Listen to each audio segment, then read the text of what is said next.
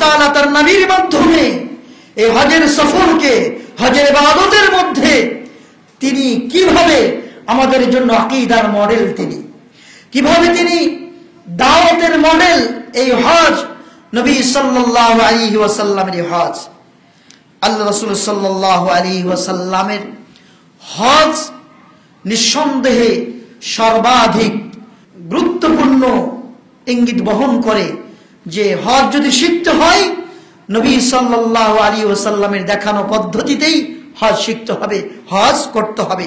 প্রিয় উপস্থিতি, একজন মুমিনের সম্পর্ক আল্লাহর সাথে গভীর থেকে গভীরতম হবে এবং তার বন্ধন হবে তার প্রভুর সাথে খুব কাছাকাছি, এবং এটাই হলো মুত্তাকিনদের জন্য মূল্যবান সম্পর্ক, যে তার মালিকের সাথে সম্পর্ক থাকবে এবং এটি তার মূলধন। পৃথিবীতে যত ইবাদত করছি, আপনি কি আপনার মালিককে সন্তুষ্ট করতে পেরেছেন? এই জিনিসটি খেয়াল রাখতে হবে।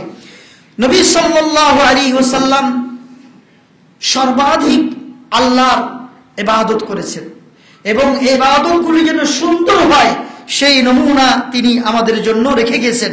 তাহলে নবী সাল্লাল্লাহু আলাইহি ওয়াসাল্লামের হজ আমরা যদি দৃষ্টিপাত করি তাহলে আমাদের জন্য অনেক কিছু শেখার আছে।